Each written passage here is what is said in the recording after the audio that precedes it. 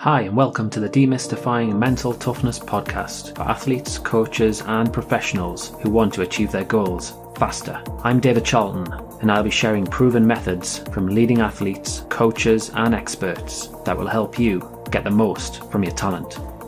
Today's show is sponsored by Functional Intelligent Training, who are a sports injury clinic located in Gosforth near Newcastle upon Tyne and specialise in athlete development, nurturing future champions, strength and conditioning support, and excellent rehabilitation services. Welcome everyone to another episode of Demystifying Mental Toughness. Today I'm going to be looking at things from a slightly different angle.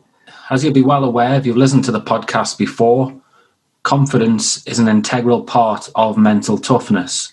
And today, with social media and different statistics available at the click of a button, it's so easy to fall into the trap of comparing yourself to other people. And in some cases, body image can be an issue for different people. I find it a lot in my work where certain athletes can worry an awful lot about what they actually look like, and it goes on to impede their performance. So today I'm joined by a personal trainer and lifestyle coach to many senior ranking executives and celebrities, Robbie Thompson. And Robbie's going to tell us about his journey into personal training and lifestyle coaching.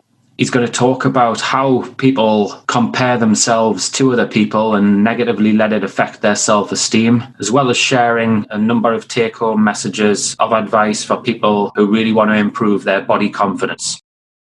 Welcome, Robbie. Would you like to tell me a little bit about your journey into personal training and lifestyle coaching? Yeah, absolutely. So, hi, David. Thanks for having me on. Yes, was kind of looking at the dates and feeling old, but I did a sports coaching degree, graduated in 2007. So since then, kind of just been in the fitness industry, but in all sorts of different aspects, really. I started working in different gyms, just picking up shifts and doing classes and wherever I could get sort of anything to kind of earn money. And it was an absolutely fantastic experience. I think part of that was driving to people's houses. I worked for a company delivering PT in people's homes. My first PT client was, I used to train in my mum's living room, which was lift the coffee table out and deliver a PT session. But yeah, brilliant experience and varied aspects. And that led into, I got a full-time gym instructor job at the council gym in Newcastle in Eldon Square. And social media wasn't huge back then, but it was just blogs and, YouTube videos and just trying to immerse myself in it and make mistakes and try things and different programs. And the great thing with the council gym was that we do this body fat measurement and take people in the consultation room. So it was just, an amazing opportunity to work with people. And there was a selling aspect, obviously, with the memberships, but just actually coaching people was great. And then I joined a PT company called Storm Fitness and went full-time personal training and ended up becoming director, which was, again, just a great chance to see what goes on behind the scenes of running a business and a team and all that kind of thing. And then about 3.5 years ago now, I left to set up my own coaching business, and I've been doing that ever since. And I have a small number of one-to-one PT clients that I work with. I work with clients one-to-one online as well, which is brilliant. You can, with the internet, you can work with people all around the world. And then I have my high-performance coaching, which is, again, delivered online. And I think I love coaching. I love working with people. So my approach is based on, you coach the person, not the goal. And I realized more and more that working on someone's diet was limited by the fact that you can't just focus on your diet. There's the diet's falling down because of cravings, and cravings are being caused by lack of sleep, and lack of sleep's being caused by stress and lack of downtime and poor performance and productivity at work, and all of these things kind of work together. So the work I do now is trying to look at all those areas, which is challenging but rewarding and makes it interesting. So that's kind of where I'm at now from where I started, really. Excellent. So you're not the typical personal trainer who's just providing like different exercises to improve someone in that respect.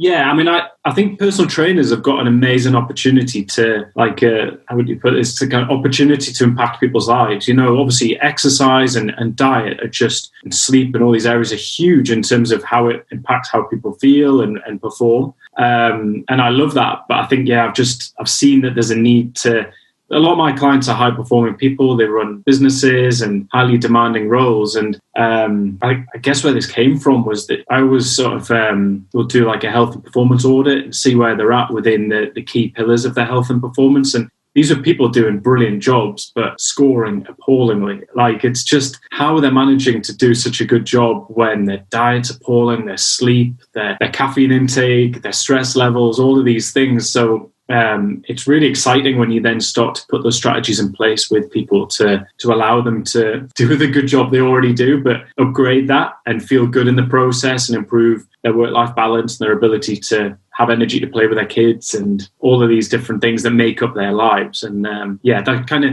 don't get me wrong, I think that there's a lot of that comes from being a PT, but I think that additional coaching is what I love as well. Clearly there, then you're working on the mindset in lots of different ways. Yeah, for sure. I think that's the big part of it. Kind of, and it's obviously the longer you work with somebody, you get to know them better. But you're very quick. You're trying to get in their head, and you're trying to understand right, what's going on here. Why is this not working? And me just saying, well, just track your calories. Like I've given you your calories. Just eat that much food, and you're going to lose weight. It's not that simple. You've got, as we're going to talk about with body image and all that kind of thing, and you've got pressures of work, you've got pre-existing relationships with food and all these social pressures and everything wrapped up in that. It's complex. It's really, really complex, but kind of trying to have that empathy, I suppose, and understand what's going on in the client's life is important. Yeah, the empathy is going to be absolutely huge, isn't it? In order to build that rapport, build a relationship over time, and then to be able to move them forward. Absolutely, yeah. And it's I think that's what I love about it. I think your best coaches are great at that, and would say that's a huge part of it as well. But it's hard though, because I think there are times where I'll think, do I need to just is it like the arm around the shoulder or the kick up the, you know what I mean? And knowing the right approach to the strategy to use when I'm coaching a client. And that just comes from knowing them. Some people do just want to be told they're not doing a good enough job, and like, thanks, I needed to hear that. But I hate the idea of giving that kind of input to somebody who there's something else going on there, and that's the last thing they need to hear because they've just received bad news at work, or they've got bigger things on their mind than, whatever. So, that's all part of it for sure, understanding what's going on in their lives. Yeah, it's similar to my role in that respect, where the relationship is so vital. Let's face it, you've got to have that trust between you and the client, haven't you, in order to help them sort of change behaviours and move forward. And in amongst that, you do have to ask challenging questions from time to time, don't you? I think that's it, being coached as well. I think as a coach, one of the best things you can do is be coached. And, I mentioned earlier, I was getting coached last year, and I remember one point he really challenged me on something. And I think I'd given him a good reason why I felt it wasn't the best time to do something. And he said, okay, no problem. And I was like, I knew what he was doing. I knew exactly what he was doing, and I was raging because I thought he's challenging me here. And he's telling me I don't need to, but I know he's challenging me. And I didn't like him for a few days, but I was determined to make the point. And I think that's hard for us as coaches, because you kind of got to think, right, well, they might not like me for a little while, but I know that I'm giving them what they need. And for them to understand that as well, like, you might not like what you're hearing, but just trust that I always have your best interests at heart, I suppose. It's funny you say that, because I'm going through a similar process as well, working with a coach, like, on my business, and then also like different sports psychologists with my work. And it's essential just so you can look at yourself and really question deep down whether you're doing things right and properly and for the greater good. So thinking about the types of challenges that people present with you, do you find that body image and like problems about being self-conscious is a big thing?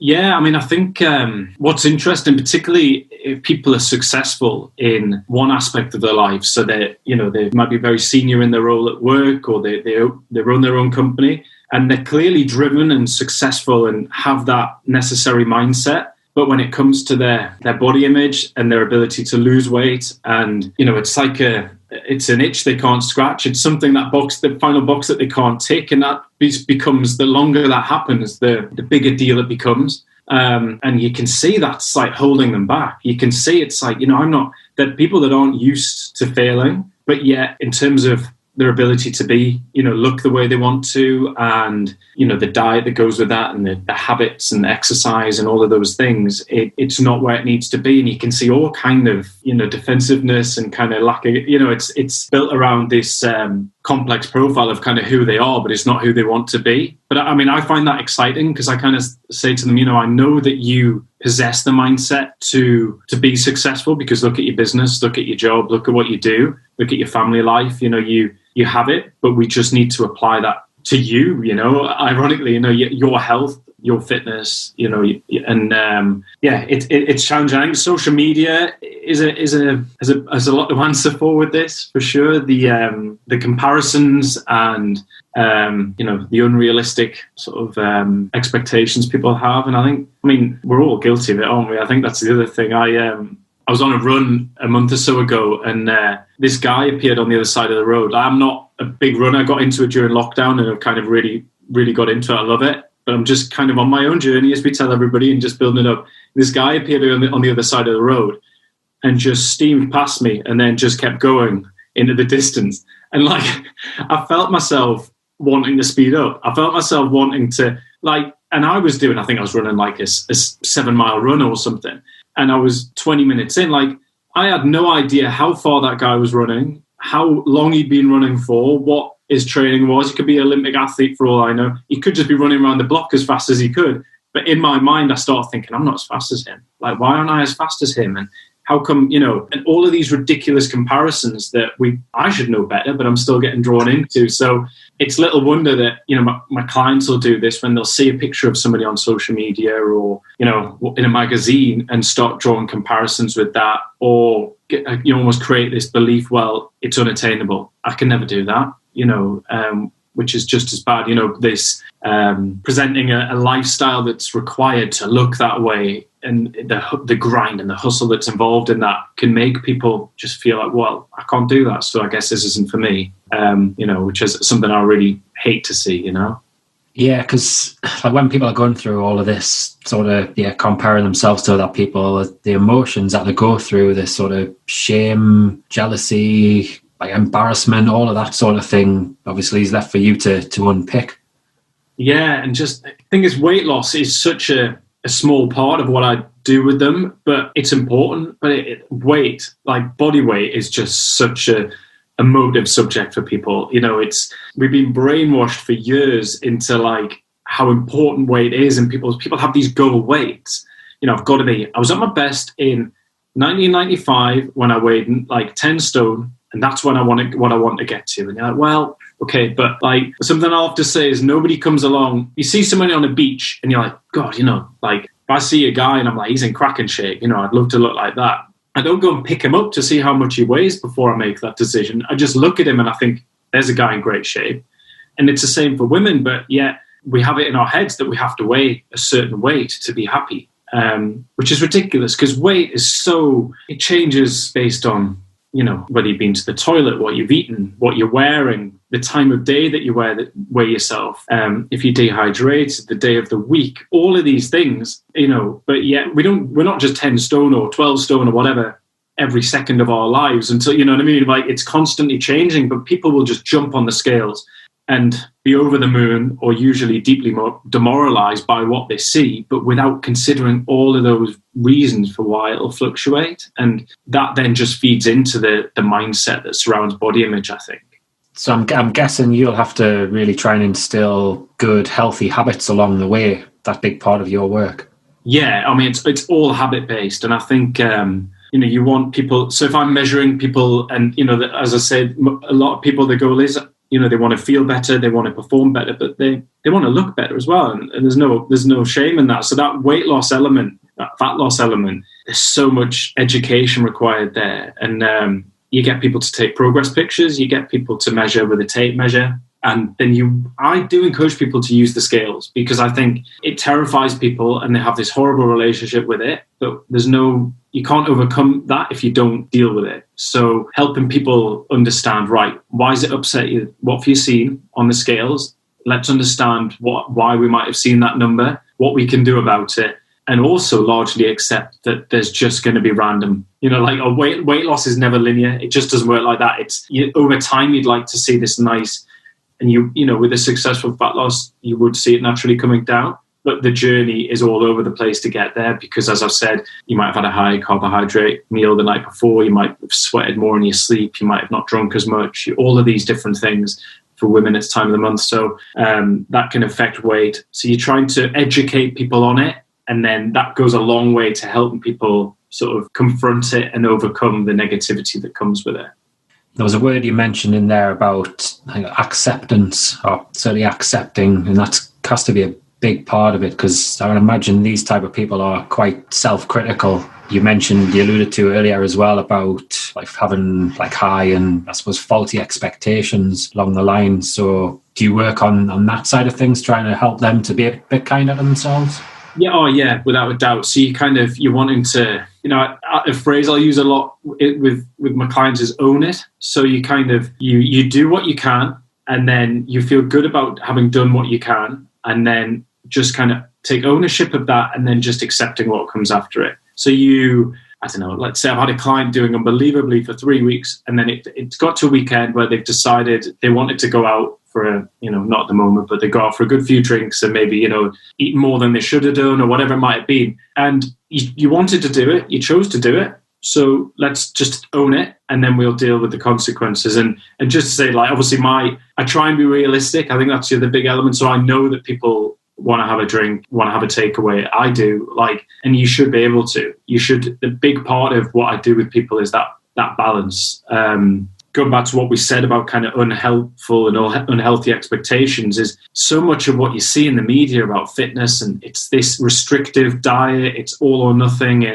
And you can absolutely eat and drink things that you enjoy and look and feel the way that you want to. But clearly, you've also got to do it in a structured way. You've got to have the right habits in place, as you've said. You've got to do enough of the basics well, so that then, you have a bottle of wine on a weekend, it's no problem. You want to have a takeaway on a Friday night, it's no problem. If you want to have a chocolate bar, every day when you've sat on the sofa on an evening, no problem. But how can you make that work as part of your plan? You can't do everything and look the way you want to, but that doesn't mean that you can't still kind of have those things. And that's a whole different thing as well, because then you're trying to get people to understand they're not putting on 10 pounds because they've eaten a Mars bar. It doesn't work like that. But again, they're brainwashed into thinking that they eat a carb, they're going to gain weight. The media and the fitness industry, and I've done a lot of these terrible diets, has got a lot to answer for, because there's so much misinformation out there that people have latched onto.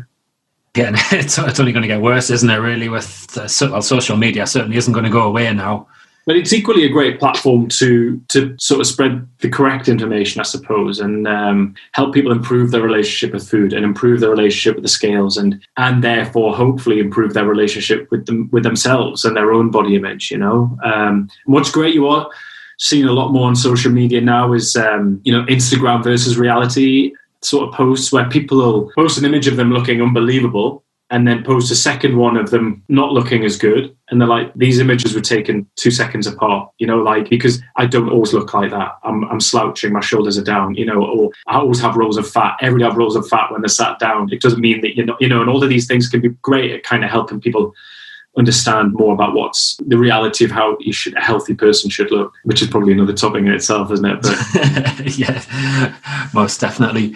So I'm guessing, like, when you're working with these people, you have to look at the long-term bigger picture initially, and then really try and break it down to the day-to-day, exactly what they need to do.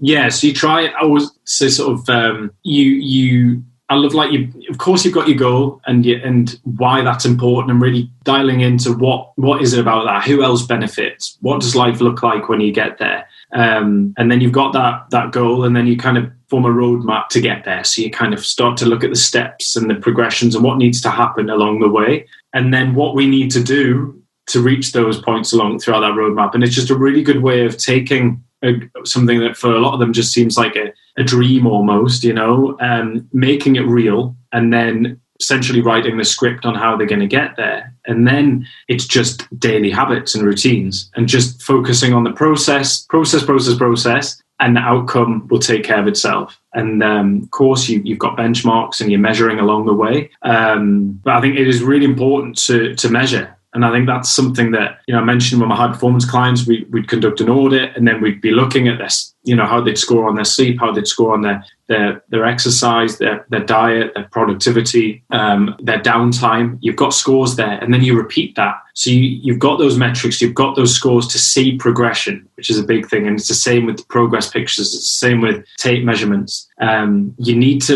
People need to see progress and then understand that, yes, it's only £2, and £2 seems like nothing. But if we do this for 12 weeks, like suddenly that £2 a week starts to be pretty significant. And it might not be £2 every week, but over time, that's the pattern that we want to see. And suddenly, before you know it, by just keeping your head down and focusing on what you're doing and nailing those habits, you've achieved that big goal. And that's quite often the goal kind of comes and goes when you get people to that point, because they just fall in love with how good they feel in that process. And that's the ideal, I think, really. Yeah, so I mean, I love the word process, what you've talked about.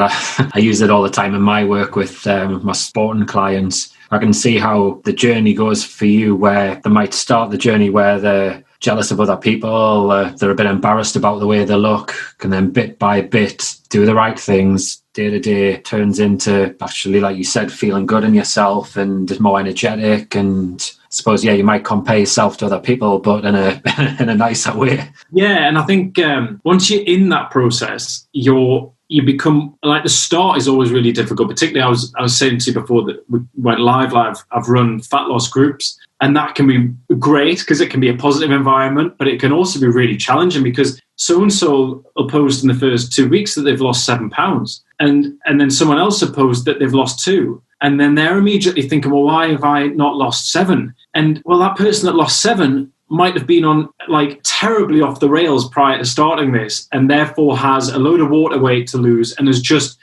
whereas you might actually be in great shape already and therefore don't have as much to lose. And it's the same as that running analogy, the story I mentioned before. Everyone's, starting at different points, and there's at different points in the journey. And you generally only have those issues at the start. But once you can get people into their own journey and then they're seeing their own progress, and I think that is the massive thing. These people, as I said earlier, like, they're used to success, but they're not used to success with this. They're used to the opposite. They're used to starting a diet, doing it for 3 days and it falling by the wayside. They're used to joining a gym, getting the welcome pack and never going back. They're used to failing with their own health and fitness. So once you can overcome that and show progress, and show that we're changing the script here. Actually, this isn't going to be another failure. This is you making steps towards where you want to go. That's when the comparisons often stop, and because they're just comparing to 2 weeks ago on their own journey rather than Joe Blogs. Yeah, and they're focusing really in on themselves and what it is that they have to do to exactly, yeah, to get from point A to B. Yeah, for sure. Yeah, I've loved this conversation. It's been really insightful, really good. Are you able to share 3 take-home messages for people, I suppose, looking to lose weight and feel better in themselves? Yeah, I think we've talked about there, the tracking of the progress. So I think if you're wanting to feel better about yourself, obviously you're not happy where you currently are. You don't like how you look, perhaps you don't like how you feel. At that point, nobody wants to reference that, draw attention to that. They don't want to step in front of a mirror. They don't want to take progress pictures. They don't want to step on the scales because they're like, well, why would I want to make a big deal of how terrible I look right now or whatever in their own view? But the problem, if they don't, is that they therefore have nothing to mark their progress against. So it's really important, I think, that you mark where you're starting, even if it was just, if the physical element of it was a huge problem and a huge barrier. Well, what are your energy levels like? What's your mood like? What's your motivation? At least get some scores on paper for that, so you've got something to compare to, because so often you'll have conversations with people that say they're not getting any, I'm not losing weight, I'm not getting any fitter, or whatever it might be. And you say, well, are you measuring? Well, no. Well, how do you know? How do you know that you've not lost weight? How do you know that you haven't, So I think encouraging people to track that progress, and then throughout the process, continue to do it. Even, maybe after 2 weeks, you're not feeling great, do it anyway. Just consistently measure and then get back to what you're doing, and just kind of focus on that element of the habits, the daily things you need to do. It is really important. And then I think a big one is not just focusing on physique, it's focusing on performance. So I think everybody should be lifting weights and doing some form of resistance training in some form, to just, even if it's, might just be body weight stuff, but we should all be trying to build strength and maintain strength, just because it's so good for us in terms of our confidence, in terms of our health, in terms of as we age. So often with clients, their fat loss might be a goal, but suddenly they just love the feeling of getting stronger. You can see their posture starts to improve because of the exercises they're doing, but also just because I'm feeling better about myself here. I can feel like I'm squatting a weight now that I didn't used to think I could, and all of these things, I can run further than I used to be able to. So focusing on what your body can do, not just how it looks, I think is a big one. And then, we've talked a lot about that kind of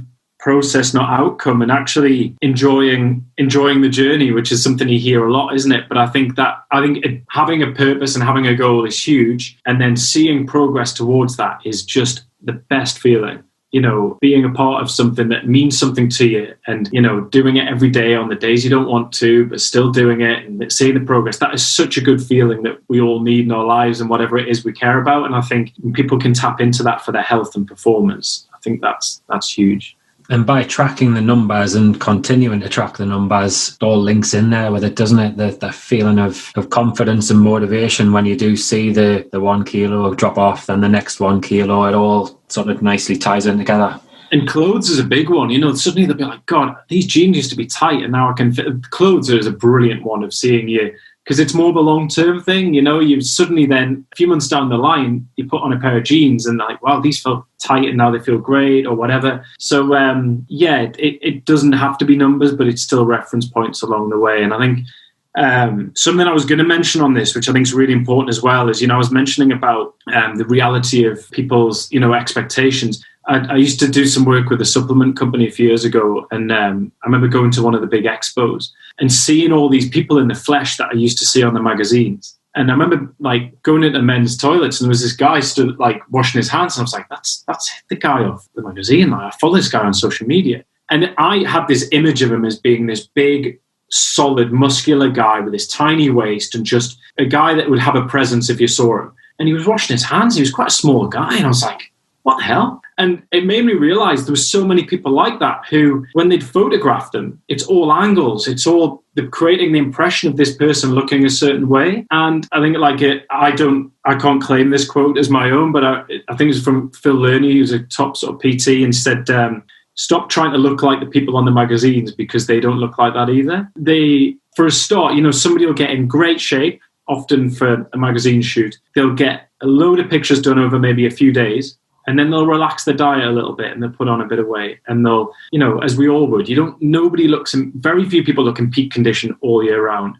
And then they'll put those images out on their social media all year round, but they don't look like that. And the same goes for that person who's in that image. They're oiled up, they've got their lighting perfect, they've got their posture perfect. And then if they bent over and just slouched, they wouldn't look like that anymore. And I think it's accepting that, if you suddenly see that picture of yourself at a party and you're like, oh, I hate how I look. That was just a moment in time. That doesn't mean how you know what I mean? It's kind of like if you were to change your angle, so just kind of lifting the bonnet a little bit on the reality of the fitness industry and media, and that's very much the case across the board. People will look a certain way, but if you saw them out of context, in different clothes and different lighting at different times of the year, they probably wouldn't look like that. So stop putting unnecessary pressure on yourself to look like that as well, Yeah, it's funny you say that, because it's amazing what you can actually do with a camera too. I had a log cabin over in the Lake District until 2 and a bit years ago when I sold it. And I can remember getting professional